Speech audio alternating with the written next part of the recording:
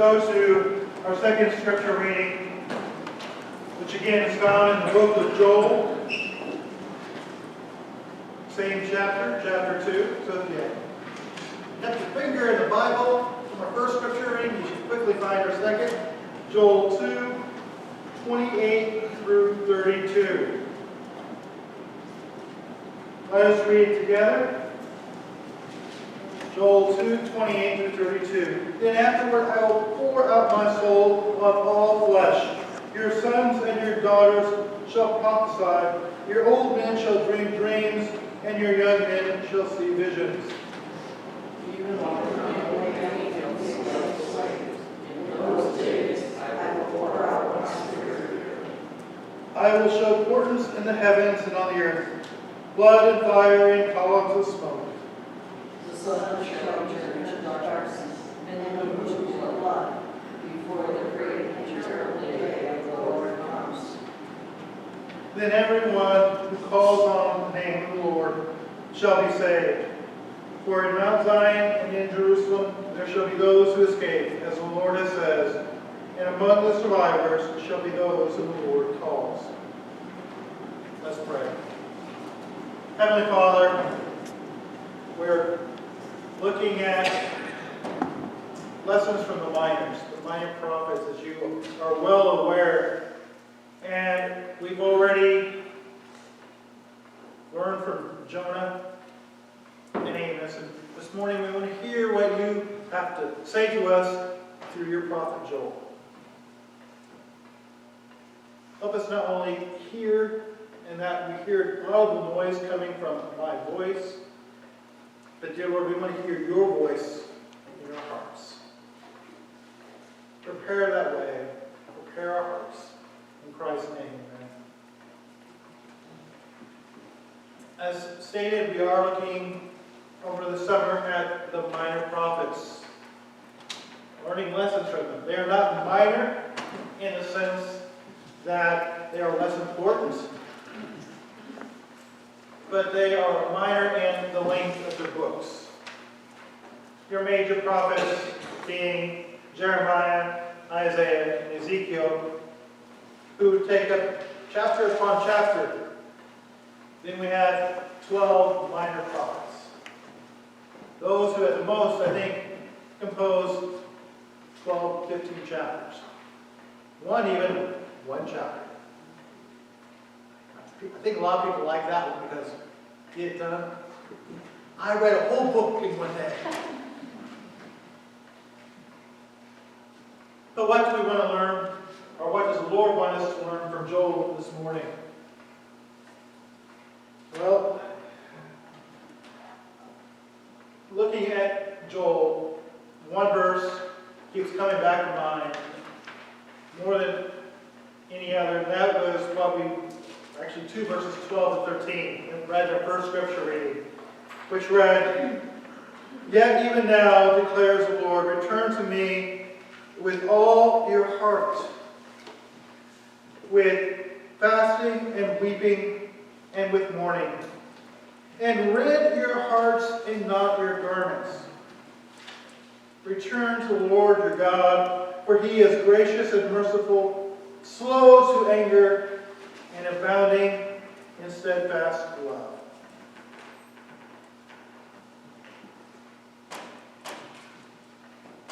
Joel is delivering, at least to me this morning, a very simple message. Repentance. Repentance, let it be sincere and true. Now, every prophet that's spoken usually had 3 themes which they put in their book. That's what set them apart as prophets. The first one was they had to remind the people of what they were doing against God, how they broke the covenantal agreement that was established back at Mount Sinai.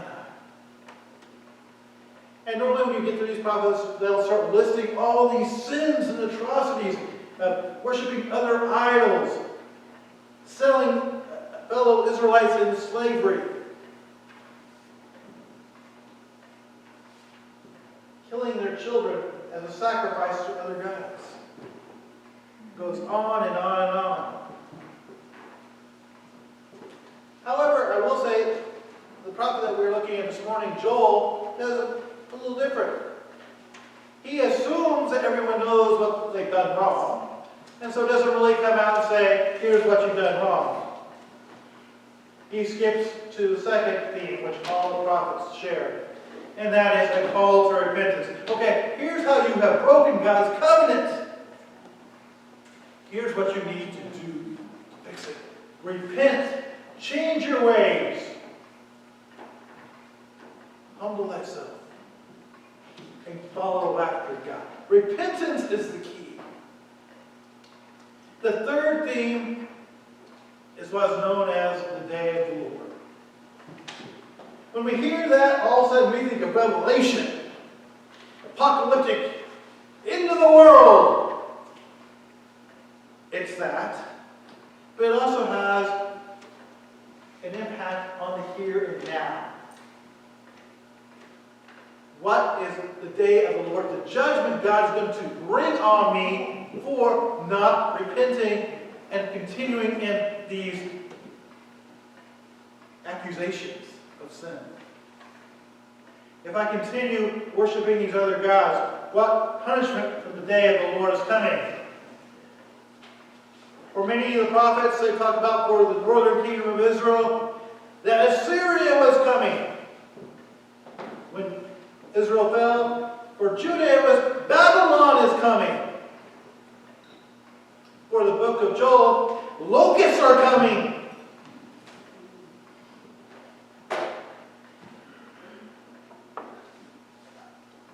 Today, I would think I'd rather deal with locusts than Babylonians or Assyrians. But I grew up in the city. You guys know, as being raised in an agrarian society, what locusts would do to your crops and to your animals. It would be devastating. I'm used to concrete. But where do we get all our food? We get it from the crops. Even the animals which feed off of that come from that. We depend upon it. So if that locust comes, it is just as bad as the Syrians and the Babylonians. That was the judgment during the period of Joel. And so people were hearing this message and were following the patterns of the day of repentance. By that, they would go to the temple, lay their offering on the altar. Then, if not in sackcloth and ashes, then they would just tear their clothes. Lord, we are humbling ourselves. We are wrong. Sounds good. Sounds like God's going to hear everything. But Joel says they weren't. Why? Because after they ripped their clothes, they went back out and sold more of their fellow Israelites. They stole from one another. They continued worshiping the other gods. They were going through the emotions of repentance, but they didn't mean it. They felt their actions alone would suffice, would appease God. Joel wasn't the only prophet who had to deal with this. Isaiah was another. In Isaiah 66, Isaiah writes, verse 2, "This is the man to whom I will look, he that is humble and contrite in spirit and trembles at my word." Isaiah dealt with the problem of some who worship in a way that pleases God and those who worship in a way that didn't. Verse 3 of that chapter described that the wicked who bring their sacrifices He who slaughters an ox is like him who kills a man. What? God, you told me to bring an ox for a sacrifice. Now you're saying I do it like I'm killing a man? Murder? And that if I kill a lamb, it's like breaking a dog's neck. These are abominations to you, is what you're now saying. But you're the one who called for it. But God explains in verse 4, when I called, no one answered. When I spoke, they did not listen. Their sacrifices were abominations to God because when God said, okay, here's what you need to do, they turned a deaf ear to it. The Word of God did not ring in their hearts. Again, they were simply going through the motions just like they would if they were serving any other god. Because those other gods are dead, they don't care. They never really lived in the first place. But if I do this rite or ritual, it will please them and we might get the rain we need. So we'll do the same thing with God. He says, put on these ashes, sackcloth, rip your clothes, and that will get the rain. That will drive away the locusts. No. Isaiah continues. He says, but what about those people who heard God's word? This is the man to whom I will look, he that is humble and contrite in spirit and trembles at my word. Author John Piper, when he looked at this verse, concluded that this is the first mark of the upright, whose prayers are delight to God, is that they tremble when they hear God's word. When was the last time you trembled when you read this? When you heard from God in your heart, when did you tremble? We live under grace by the cause of the blood of Jesus Christ. And we are saved. But we are still sinners. We're not perfect. We sin daily. And usually multiple times daily. So when we hear God's word, He says, this is what is right and holy and true, and we know we are not, shouldn't we be trembling? Yes, we are saved, but we're not living up to it. A righteous man will realize that. In his state, humble himself and repent. A person who is hardening himself will not tremble. He will just go on, doing his normal thing, not being affected. He doesn't really care about his relationship with God. He's just more about getting what he wants. Excuse me. But God wants us to know Him, to reach Him. Now, this does not mean we have to live a perfect life. Yes, we are to strive to be as perfect as possible because God is holy and He wants us to be. But just as the Apostle Paul never made to holiness here on earth, neither shall you or I. But that is good in the sense that we have the blessings upon our Lord and Savior who washed away all those iniquities. So we don't have to be perfect. But yet when we do mess up, we need to repent. Because if we don't, we may be saved, but there are hard times ahead. Hard times in our relationship with God, hard times in the dealings with life, because we don't have the strength to do life in and of ourselves. Life is too hard. We need the God of the universe to help us to even catch the next breath, let alone to solve the problems of the day. But how do we humble? How do we repent? How do we apologize to God? Is there a criterion that we must meet? Well, no, because if there was, we would become just like those Israelites. We would say, oh, this is a ritual which we need to do. If I do A, B, C, D, I will get the blessings of God and I will be right in a relationship and our hearts would never change. It's not about the actions, it's about the heart. And that's why probably the best example of what we can do when we do sin and want to repent is look to how we apologize when we offend another human being.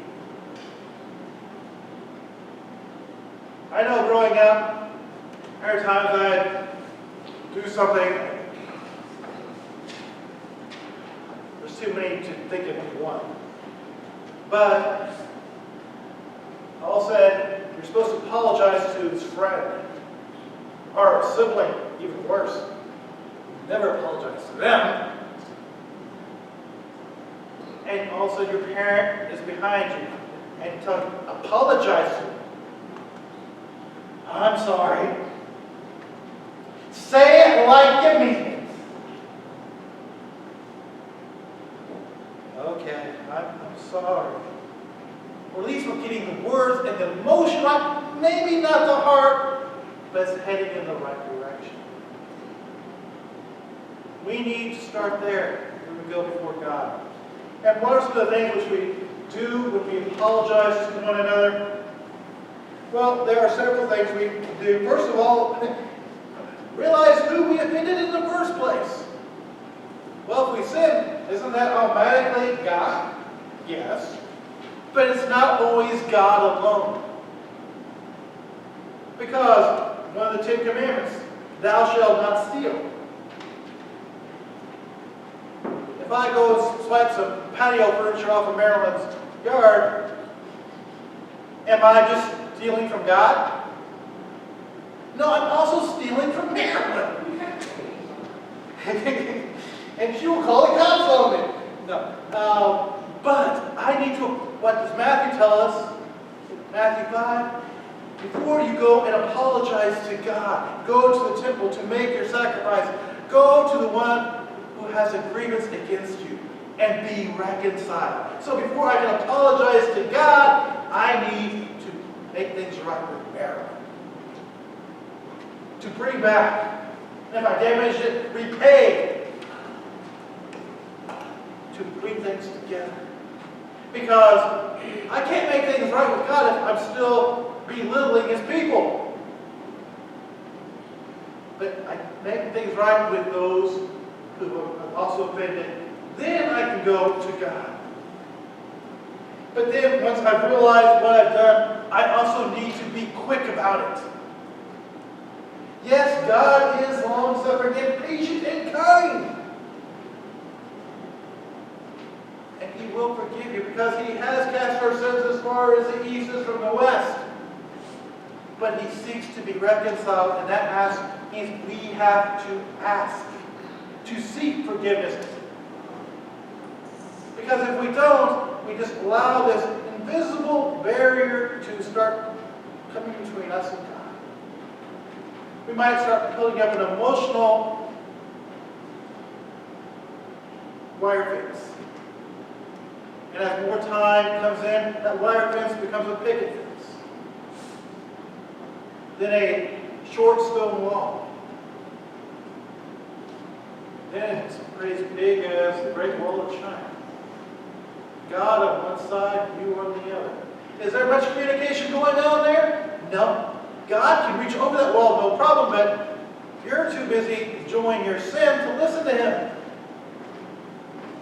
He's yelling across the wall. He says, tear down this wall. But we're too busy building up more because we love our sin. And as more time goes by, that wall gets taller and taller, wider and wider. I don't want to be without God. So as soon as I realize I have sinned, I need to go to Him and repent. Also, I must be sincere. Now that one is kind of hard to manufacture. You can't manufacture sincerity. You've got to just be honest. Even if you don't feel it, pray to God, show me what I've done wrong. Show me how that has hurt you so that I can properly confess. Because we are so blindsided by our own vision that we don't always see God's. And then when we do ask for forgiveness, be specific. Don't just do the blanket. Lord, I have sinned against you and all of heaven. Please forgive me. He wants to know how you've sinned. He already knows. It isn't like he needs reminding. But he wants you to realize how you have hurt him. And that's part of the way of acknowledging how you have sinned, but it's also realizing how you have hurt him. Yes, he is a perfect, wonderful, and you really can't hurt him in his entity, but emotionally, yes. Because he loves you, and when you are running away, it's like what a parent feels when a child is not listening and is heading into trouble. He cares. But when we're not listening, we're not following, he is hurt. And therefore, when we commit these sins and say, Lord, I committed this particular transgression of lying to my neighbor.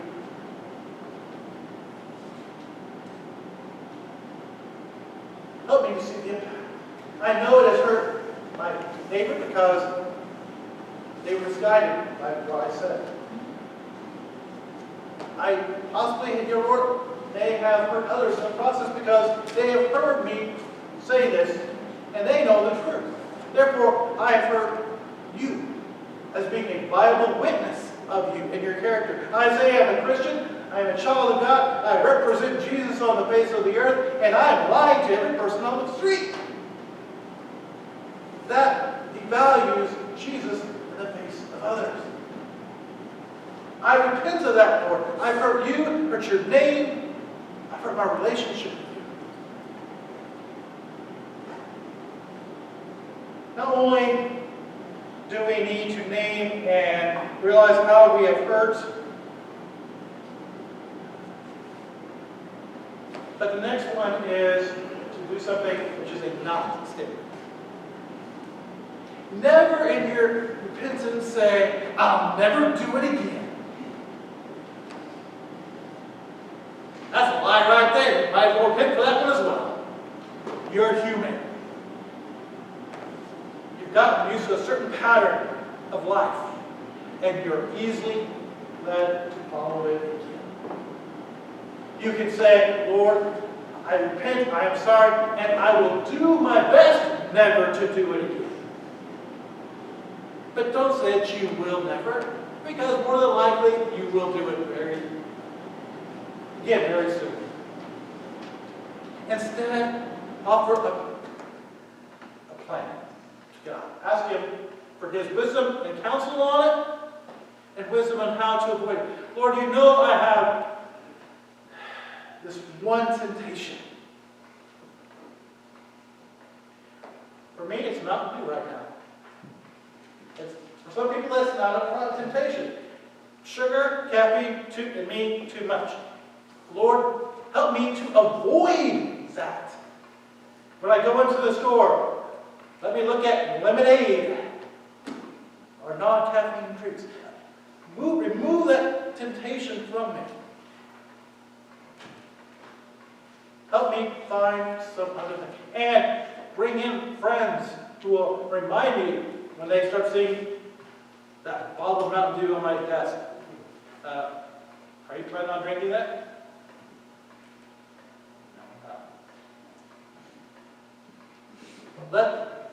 Ask God for help so that you do not fall into those temptations. Then just ask Him for anything else. There might be areas in which your sin has affected that you have not realized, and needing more help and understanding. In doing that, God will hear and see you, and realize that you are truly seeking to be changed. You're not just going through the motions. You have a repentant heart. Now, we are not like the days of Israel where they had sackcloth and ashes and the rituals of offering the sheep and the oxen. But we too today have rituals which we can enter into so easily that we think we have truly repented. One is right here, the altar. It used to be people would come up here all the time, pouring out their souls. It still does happen. But then they'd get up and go out and do the same thing. They do the same thing in the prayer closets. They may not come up front, but they go home. Lord, I am struggling. I have sinned against you. I've done this and this and this. And they go out and do it again. Don't let those prayers of repentance be insincere. Be true. Realize who you are hurting. Both God and yourself. Because you're only bringing judgment. Because what did all the prophets say? If you do not truly repent, what's coming? The day of the Lord. But if you abide in Christ, there should be springs of living water gushing up inside, flowing out of you, bringing life to everything. Now, if I have sinned and know that I am going to heaven, which path would I prefer to walk to get there? The path over here, which says, I'm saved, going to heaven, no matter come what may, so I'll live the life I want to. But there's judgment coming. Usually fiery. I've walked in a few deserts. That's hot enough as is. I don't want to go through God's fiery ordeal just to get to heaven. I would rather walk over here and with a repentant heart, longing for my Master and being true to Him and having daily those ever-flowing waters of eternal life gushing up within me and flowing out upon others. Repentance is needed for the believer in Christ. Not just to enter into a relationship with Him, but each and every day. Because we are still not perfect. Hopefully, as we die day by day, we see less of that need for repentance because we are drawing more like God. We are becoming more understanding and less likely to sin. We still will, but not as much. But when we do, let repentance be true and be the first thing we do once we realize our sin. Let us avoid the day of the Lord and long to walk in His garden of life, of everlasting waters. Shall we pray? Lord, repentance is a great thing once we feel your presence, but sometimes, Lord, we feel overwhelmed because we see the travesty of our sins and we don't want to face you. I know when I was growing up, I did not always want to face my parents and telling them the truth when I went and did wrong. And you are no different. But dear Lord, you love me unconditionally. You died for me. Help me then to die of myself daily. Humble me, and when I sin, come before you. Quick and ready, so that I may embrace you fully. In Christ's wonderful name. Amen. Shall we stand and sing number 232, God be with you.